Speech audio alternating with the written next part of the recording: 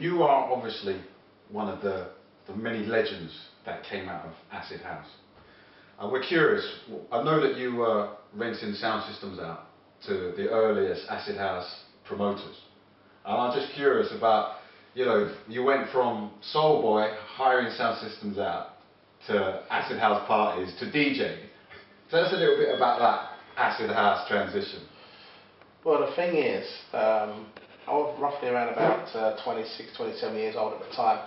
I was already DJing 10 years before that. So, my first love was DJing. My second love was basically having a very, very good sound system. So, any time that I played, I always made sure that I had a good sound system, and if anyone used it, that they had a good sound system. So, around about the time when the whole Acid House kind of era started, for me, I already had built up at least 20k worth of my own sound, and I used to kind of hire half of the sound system from a shop, which is still actually going in Brighton here, called MBI, and they basically would allow me to have at least 10k worth of sound from their shop. So every weekend I was seriously their best customer, based on I would use this rig all the time, but then when it used to come back every weekend, it was always seriously muddy, and I had to clean it half the time so they could hire out to other people. But meanwhile, the thing was, the sound system for me was the thing that was getting the most attention because of how good it was. So my ears and my collaboration of working with MBI and also what I had built was working very, very well. And of course I would pay it for a good price for any promoter that chose to hire me. But underneath it all, I was always a DJ. So when I had the ability to be asked to DJ, then people could see what I could do also as a DJ. So as time went on, promoters would then book me for my sound and DJ at the same time. But they still wouldn't put me on at the main time because I wasn't established as a DJ based on what I do now at that point. And we're talking going back to like 87, 88, 89. Yeah, so basically for me to be able to do 3-deck mixing, there was no mixers out at the time which had 3 inputs for phono. It was always 2 inputs for phono and a line input for radio or cassette or whatever else you want to put on it. So I had to basically utilize a small kind of mixer which I put online, which would then create another phono input on the next mixer, so I could have 3 turntables. Now eventually, when the manufacturers started to see that I was using 3 turntables, then you would see mixers coming out with 3 inputs for phonos. But for me, this was something of which then put me aside from most DJs, because most DJs couldn't play 3 turntables. But I tried to perfect that sound for about at least a year before people got to hear the 3-deck turntable mixing. And when I played Sunrise, I think it was roughly around about 80, 88, 89, in the transition of kind of like open air parties, going from warehouses into open air parties, they set up 3 turntables, and the thing is about 3 turntables, the 3rd turntable was only there just in case the other 2 went down. So I used it as an opportunity for me to show what I could actually do in front of 15,000 people. And then ever since I did that, I think the most seminal mix that I did was having 2 copies of the same record, which was Doug Lazy Let It Roll and Little Louis' French Kiss, and put them all together on 3 turntable mixing, and no one had ever heard that. People heard the records individually, but not basically remixed live, and people was wondering how I did that, and basically there was 3 turntables set up for me to be able to do that. The thing is about 3 turntable mixing, for it to work in the way that it can work, was to be able to mix in the first place, because if you couldn't mix, it would not happen. So for me, it was really important that I perfected the art of being able to do that before I actually started, otherwise I probably wouldn't be here today. So how did you, Carl Cox, learn to mix? I learned really in a very unique way, because I had a set of turntables which I bought out of the Freeman's catalogue many years ago, mail order, which I got my mum to pay for, and then I paid her back £2.50 a week. And from these 2 turntables, we had when the records, I had 2 records are the same, and one turntable will be faster than the other one. So say for instance, this turntable, which was set on pitch 0, at 33 and a third would play, and I'll play that one at the same speed, but for some reason the motor was just a little bit faster than this one. That one would go out of time, would eventually go out of time. So what I did was just slow it down a little bit, and it would be in time. And that's how I learned to mix. It was basically being able to understand when you're pitching down or pitching up. The music, to get it, getting into the perfect mix is the way how I learned to mix. So what would you say was the essence of mixing? I think the essence of mixing basically comes from within, by what you can create as an individual.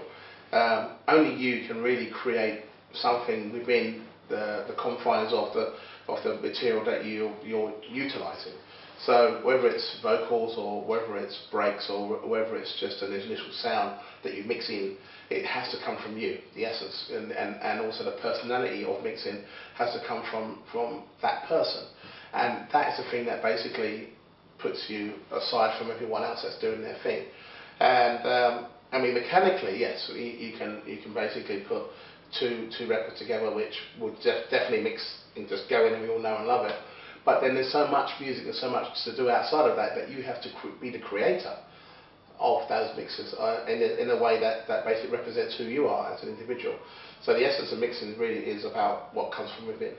So if we turn the clocks back and there were products, for example, like TeachMix, would you use a product like that? I would use a product like TeachMix only if I felt that I needed to understand mixing. Because there's a lot of people who have the ability to mix, but don't understand it. And it's hard for me to say, okay, just do this, just do that, and away you go. But if you have it done by a step-by-step situation which you can utilise and you can understand it, and therefore that will apply to everything that you do when it comes to mixing music, no matter whether it's on vinyl, whether it's on CD, or you're working off a Traktor, which is now a computer-based machine, which in a computer you can also mix music with, or Serato. I mean, all these things are out there to help you basically make the perfect mix. But yeah, I would like to have used it in the sense of perfecting my own mixing based on what it's taught me. And I think that maybe years ago I'll be a better mixer now, even more so than I am already. But the thing is, once I understood the art of mixing, then I was away. Okay, so let's talk about when you turn up at a gig to play your set. Yeah, do you come pre-prepared, or do you just feel the vibe when you get there, or do you just take a load of records with you and then go for it when you're there? To prepare for a set, I always wanted to have the latest music, a lot of music that a lot of DJs didn't have. I'd always spot a really good B-side, track 2 also, that a lot of DJs didn't have. I always felt that as a DJ I always had an element of surprise with my music, so I'm never prepared for anything. I was prepared to play what I felt represented who I was, but I was always someone when people come to see me play, it was always Carl Cox was going to play one record tonight that's going to blow your socks off, and I knew it. So to pre-program that you couldn't do. To vibe off the people in the room, yes, you could do. Therefore, in your mind, in your head, you go, okay, I'll play this one, this one, this one, this one, and then eventually I'll play this one, this one, this one, and hopefully I'll get to that one, that one, that one, that one. That's how I kind of thought. Well, once I'm in the room, I've always gone to a venue with a handful a couple of record boxes, purely based on what I would like to play on the night.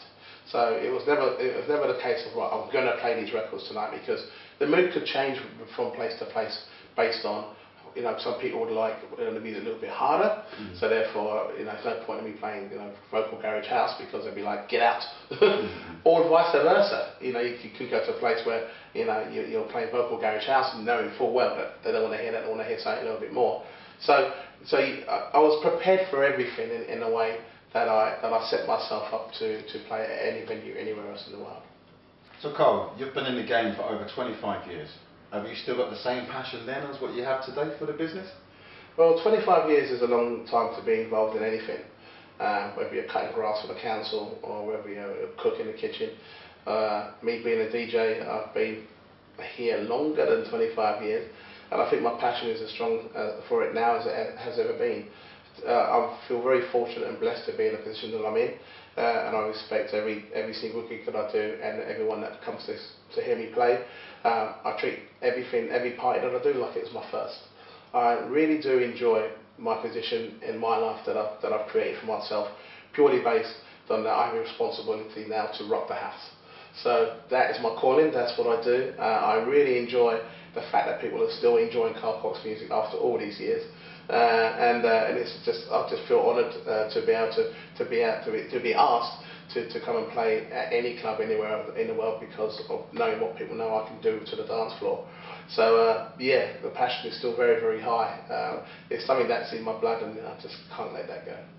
With this digital revolution and the fact that we can use app files, WAV files, MP3 files, does that mean now that DJs are arriving with, you know, 10,000 tunes at a gig now?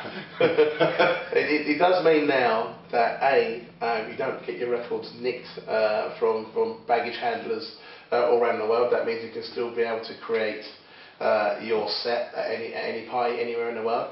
It also means that you can actually have your whole music selection with you in your back pocket if you choose to take it. It means also that you can back up your music as well on an additional backup, so that means you never lose your music.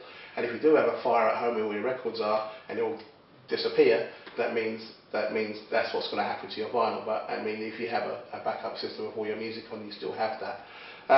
But also, I mean, I love the idea that I'm able to, if it comes to it, I can do a funk and soul party, I can do a jazz, I can do drum and bass, I can do rhythm and blues, I can play hardcore house music, I can play techno, I can play. Yeah, I have it all. It's none of this. Sorry, mate, I didn't bring the record. I can't play it. I'm sorry about it. It's like, yes, I do have it. I've just got to find it, locate it, and it's done.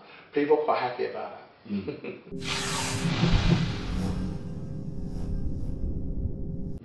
You've been in the business for a long time, Carl, and I'm sure that over the years you've had lots of different mentors and people that you've kind of looked up to. Can you name some of those people today? Yeah, as you can imagine, there's a lot of DJs over the years that I've looked up to and followed and become my peers also. I mean, Grandmaster Flash being one of them, and the Furious Five, of course, when they became known in the end.